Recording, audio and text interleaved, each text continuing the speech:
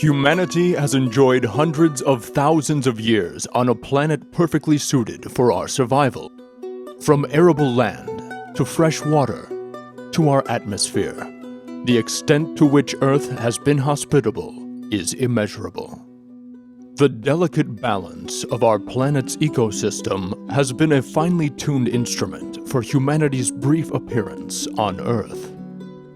Our oceans produce food and oxygen. Our polar ice caps reflect light energy and heat from the sun. Our lakes and rivers provide fresh water and transportation. And our atmosphere provides useful protection from harmful radiation. We have flourished and thrived on a world that is ideally calibrated for our civilization. But the interconnected systems that make up this balanced order have begun to break down, and we aren't even close to being prepared to deal with it.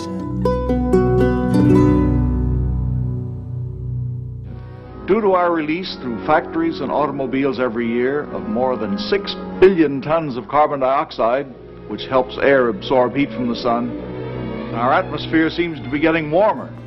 This is bad.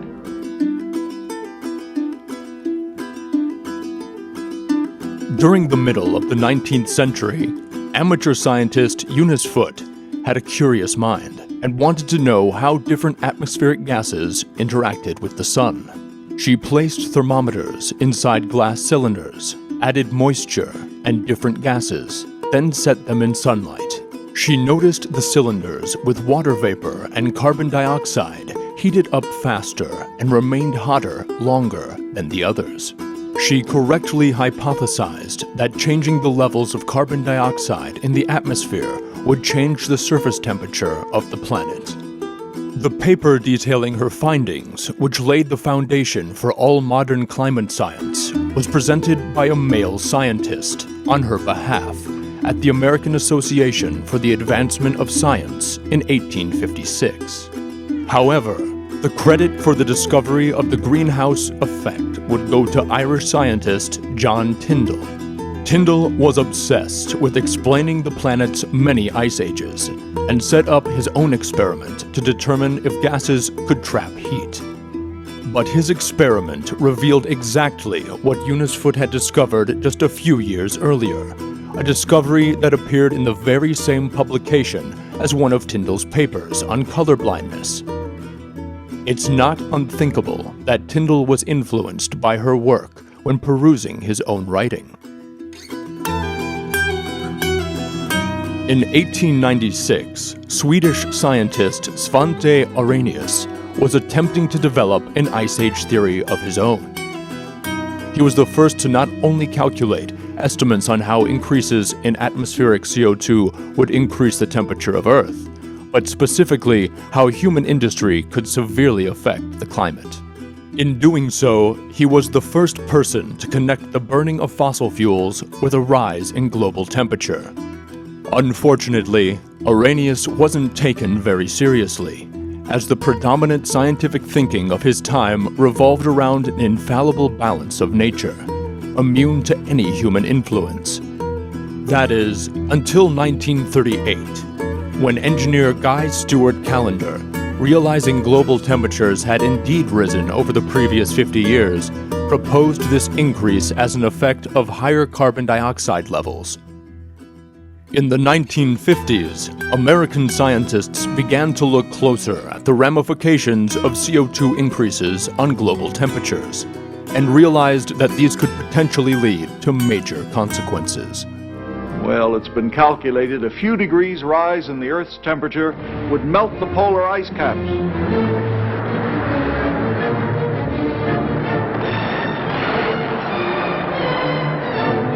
And if this happens, an inland sea would fill a good portion of the Mississippi Valley. Tourists in glass-bottom boats would be viewing the drowned towers of Miami through 150 feet of tropical water. But in the midst of the Cold War and existential threats from a nuclear superpower, the nation's priorities remained unchanged. As the American and global economies recovered in the decade after the Second World War, industrial production swiftly ramped up. The burning of coal and oil put so much sulfur pollution into the atmosphere that the sun's rays were partially blocked, creating a slight cooling effect.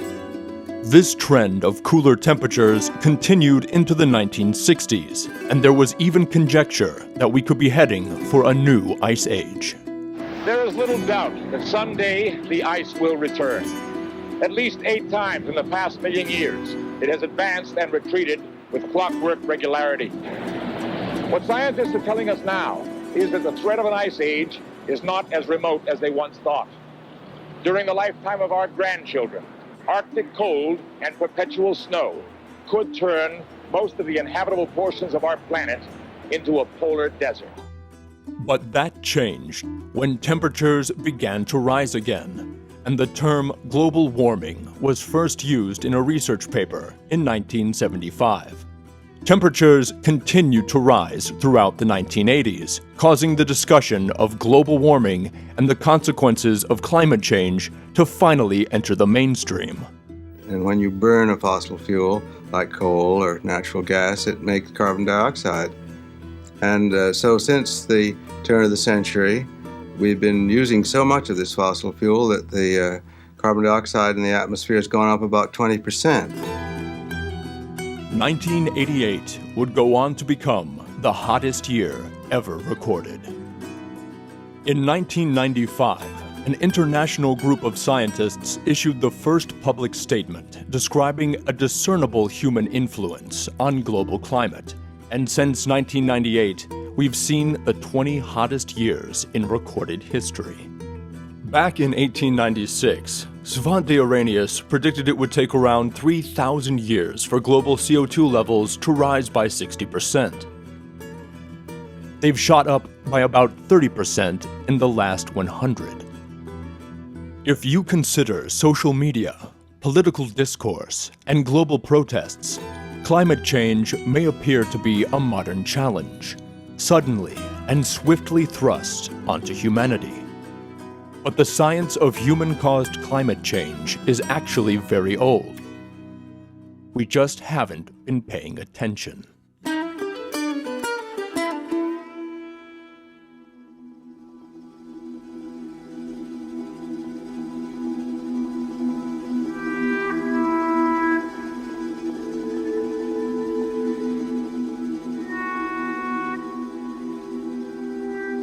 Atmospheric carbon dioxide levels since the Industrial Revolution have increased to a level not found since 10 to 15 million years ago, when the global average surface temperature was up to 6 degrees Celsius warmer than now, and almost all ice had melted, raising world sea levels to about 100 feet higher than today's.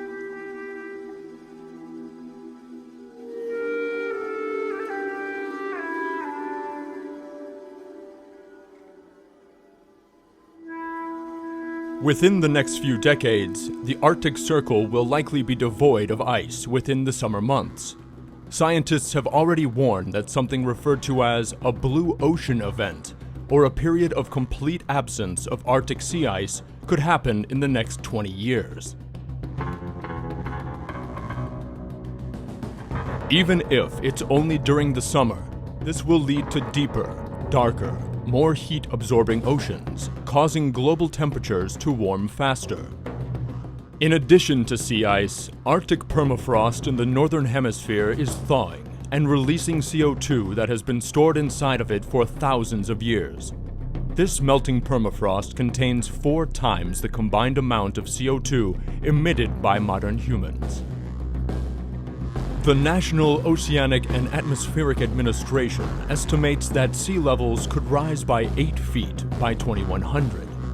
As the rising sea crawls farther inland, trees will have to work harder to draw water from increasingly salty soil, until they eventually die off, no longer absorbing carbon of their own.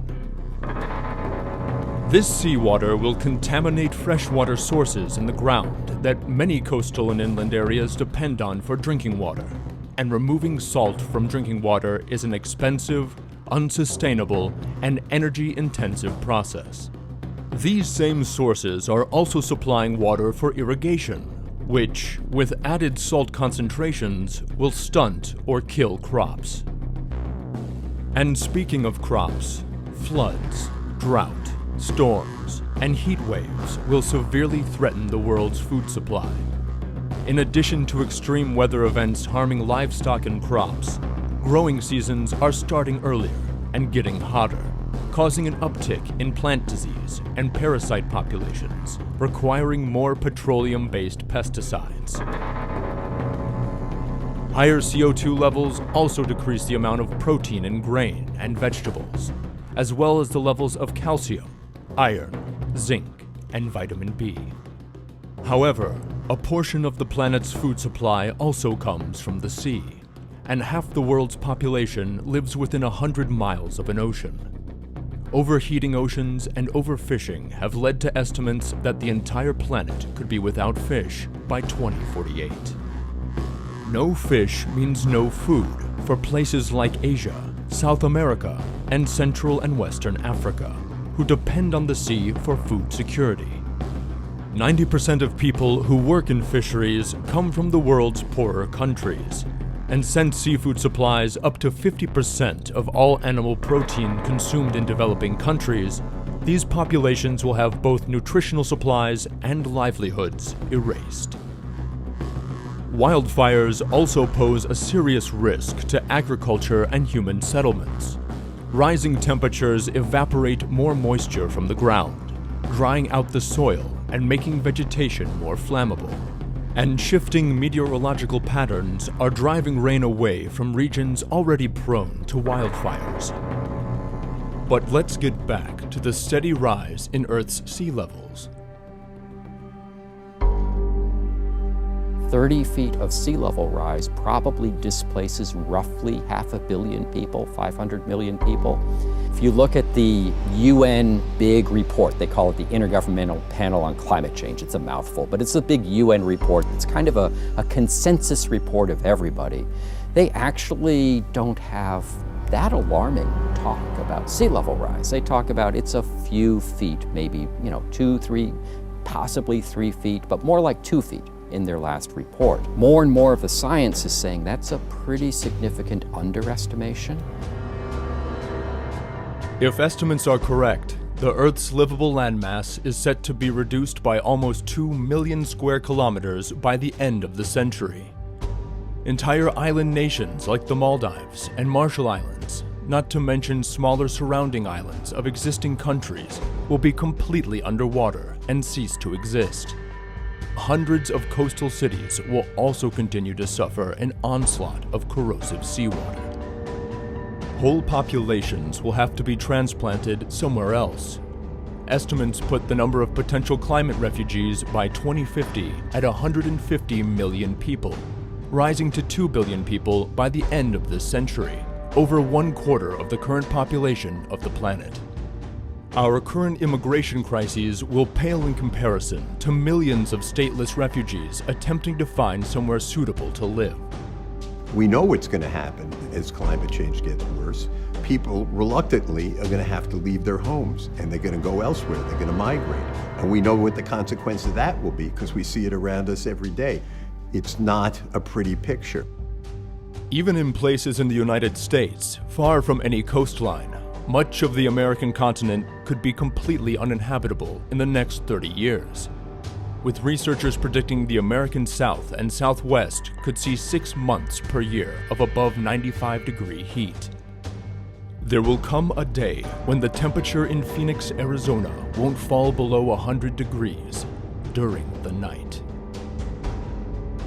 The ideal habitable zone in the United States, the areas where temperature and rainfall have been most favorable to humans for the last 6,000 years, is creeping northward, suggesting massive disruptions to where Americans live and grow food. As temperatures in non-ideal regions rise higher, much or most of these areas will be uninhabitable without heavy electricity consumption to power air conditioning and transportation. And in order to make that possible, many would be forced to work long hours outside, in unbearable temperatures, building and maintaining necessary infrastructure. The simplest thing to understand is that heat kills. People die in heat waves all the time. And one thing we're almost sure about is the frequency of very intense heat wave is going to increase. And in fact, we could have, by the end of the century, places in the United States where it's simply not safe to be outside during parts of the summer. So we are changing the fundamental aspects of climate that allow us to live a stable and, in this country, relatively wealthy life.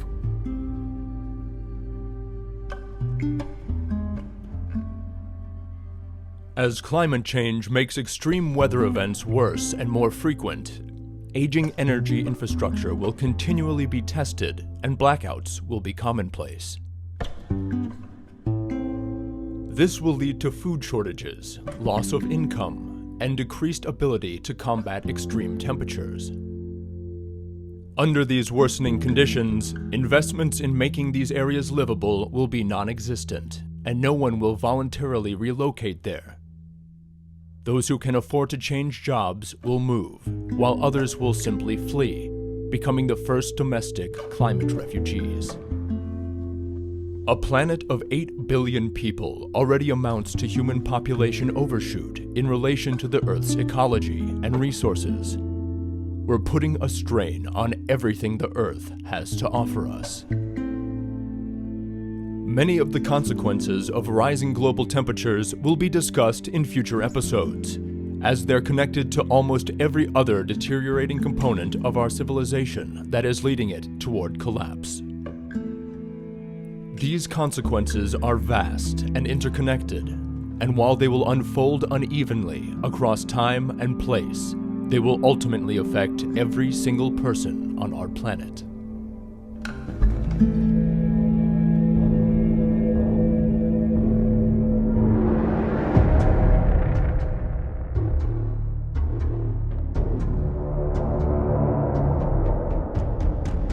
Carbon dioxide takes several decades from when it is initially released until it is fully active as a heat-trapping agent in the atmosphere.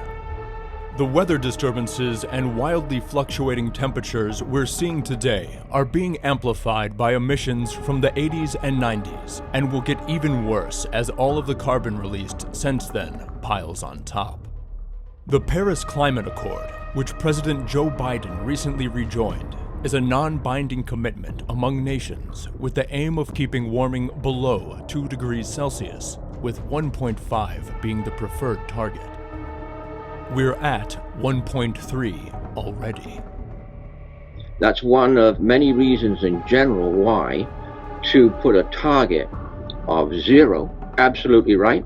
None of the other targets are going to prevent a global climate planetary catastrophe. They will not. Catastrophic climate change is today. A world at 1.5 degrees C is a disastrous world, no question. 2 degrees C is an impossible world.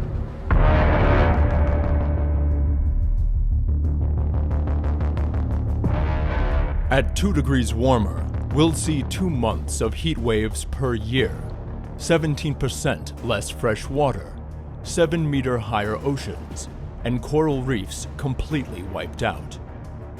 Even if the entire planet moved to 100% renewable energy for manufacturing, electricity, and transportation, and released 0 carbon into the atmosphere, tomorrow, there is already so much CO2 in the atmosphere that a climate crisis is already baked into the equation. It doesn't matter what kind of cars we drive if we literally can't breathe the air in our own atmosphere. These are phytoplankton. They are microscopic marine organisms that are a key part of ocean and freshwater ecosystems, and they're responsible for producing over 50% of the oxygen we breathe. As our oceans have been getting hotter, they've begun absorbing more CO2 and have become more acidic, which has slowly but surely been killing off the organisms most responsible for our breathable atmosphere. Researchers say the global population of phytoplankton has fallen by 40% since 1950. After a certain threshold, Dangerous bacteria which thrive in acidic oceans begin to take over and produce a toxic gas called hydrogen sulfide. Just a few breaths of hydrogen sulfide can cause convulsions, rapid unconsciousness, coma, and death. High atmospheric concentrations of hydrogen sulfide have been implicated in numerous mass extinction events, both on land and in the ocean. And if 50% of our oxygen is replaced with this poisonous gas, it will be implicated in ours as well.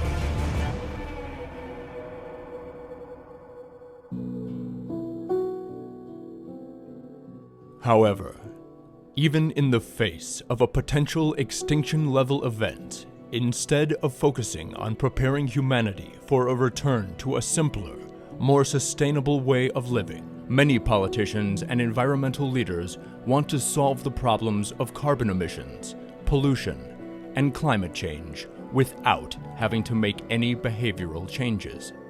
They instead single-mindedly push for grandiose so-called solutions that will continue to prop up the familiar comforts of everyday life. But almost all of the solutions you'll hear about when it comes to climate change are desperate attempts to sustain the unsustainable.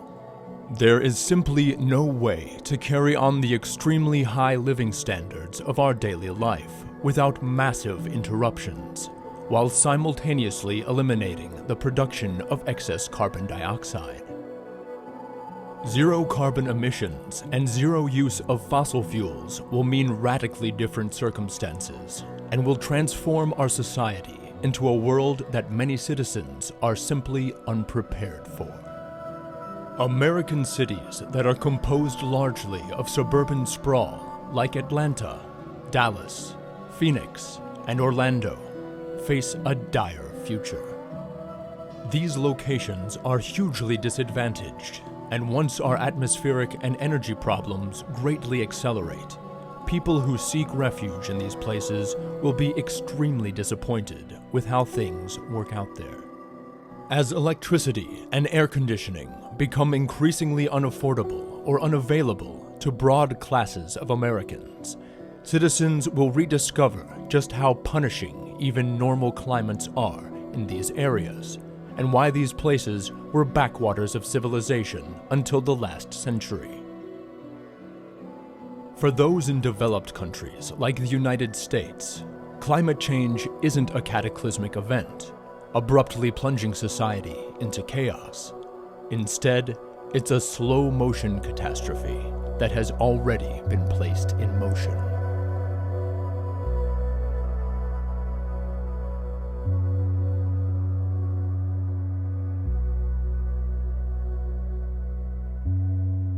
In dealing with this well-understood problem, we've simply allowed too much time to pass and become too dependent on technology and planet-warming forms of mass energy, namely fossil fuels. Over 50% of the CO2 emissions ever released into the atmosphere have occurred since the first episode of Seinfeld premiered. But even the very companies responsible for producing fossil fuels knew decades ago that climate change was happening and was being exacerbated by human activity.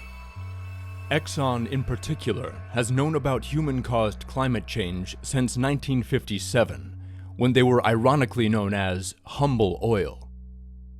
Throughout the years, their own scientists continually warned them of the greenhouse effect as a result of fossil fuel emissions, including a 1977 report by Exxon scientist James Black, confirming the rise in temperatures was likely human-caused, and predicting a further increase absent any mitigating action. An internal memo stated that the increase in atmospheric CO2 was due to fossil fuel combustion, and that doubling CO2 could increase the average global temperature between 1 and 3 degrees by 2050. All figures that are consistent with modern climate science. Again, this was 44 years ago. 187 internal and external corporate documents produced by ExxonMobil 1977 through 2014. 83% of these peer-reviewed studies match the scientific consensus that climate change is real, caused by humans, and is an existential concern. The corporate response was to actively orchestrate and fund denial and disinformation campaigns aimed at stifling any political action and protecting business operations and profits, which had the effect of slowing public understanding of climate change and polarizing the issue along political lines. They sponsored opinion pieces directly contradicting their own research. The researchers went through the so-called advertorials that the company purchased on the op-ed page of the New York Times every Thursday for 30 years. And it was almost the same proportion, 81% of those statements, but on the other side of the coin, a completely divergent view. What we found when we've read these documents is a clear, unmistakable, systematic discrepancy between, on the one hand, what ExxonMobil said and discussed about climate change in private and in academic circles, and on the other hand, what it said about climate change to the general public, no less than in the New York Times. But are there any ways to reverse course? One techno-grandiose solution is the idea of carbon dioxide removal systems, giant machines designed to suck carbon out of the atmosphere. But recent studies have confirmed that the majority of the time these systems put between 50 and 300% more greenhouse gases into the air than they take out, mostly from the fossil fuels that power them. Even if we were to power these systems with renewable energy sources, capturing just 2% of global CO2 emissions would require twice the amount of wind and solar electricity currently produced worldwide.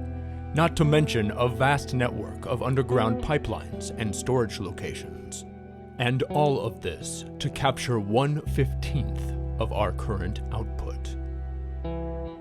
The largest existing carbon capture facility in operation today captures 1/10,000,000th of the CO2 released annually and uses up large amounts of energy needed elsewhere to do it. There are no even moderate scale negative emission technologies that work anywhere on the planet at the moment. But more disturbing to me, as well as that, is that they are the basis of every single 2°C scenario that was submitted to the Intergovernmental Panel on Climate Change, that's the UN body.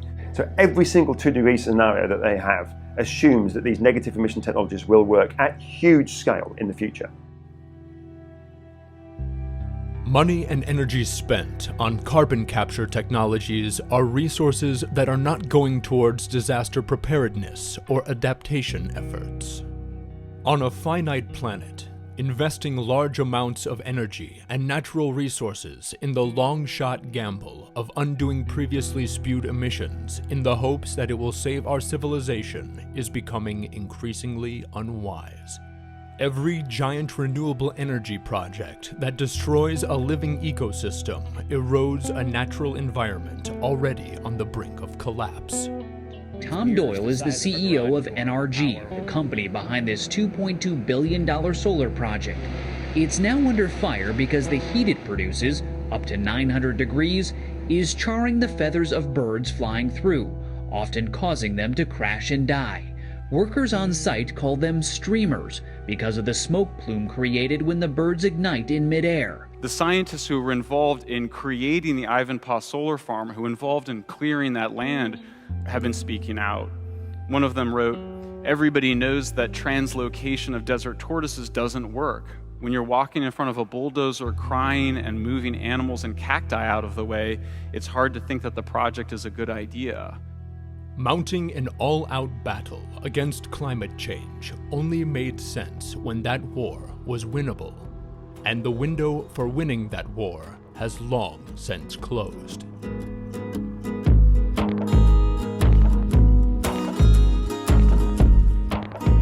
Unfortunately, there are no ready-made solutions to this global-scale predicament. There are only intelligent responses aimed at the goal of maximum adaptability. While many low-tech conservation efforts like reforestation, preserving grasslands, or eating less meat can effectively reduce our carbon footprint, fighting against the onslaught of consequences from climate change will be an energy-intensive and socially disruptive endeavor. Instead, simultaneous adaptation will be the only sensible, albeit challenging, path forward. Have a personal or family plan for fires, floods, and hurricanes. Think about keeping a reasonable supply of food, water, and energy in case shortages last several days. Consider where you might be able to relocate if your region begins to become uninhabitable, be it from extreme temperatures, food shortages, or disruptions to the power grid. Speaking of power, learn to use your resources wisely, specifically electricity and fresh water. Learn to minimize food waste and incorporate renewable sources of energy into your life whenever you can. Build a group of like-minded people and coordinate with them to ensure your community has the support it needs. Do not count on state or federal bureaucracies or even a majority of your neighbors to provide solutions to these problems. If our inability to come together during the worst pandemic in 100 years is any indication, the compounding effects of global climate change are sure to test our nation's resolve. But one thing is for sure, our country and our planet are slowly but surely going to look extremely different on our long descent. Ain't gonna drown.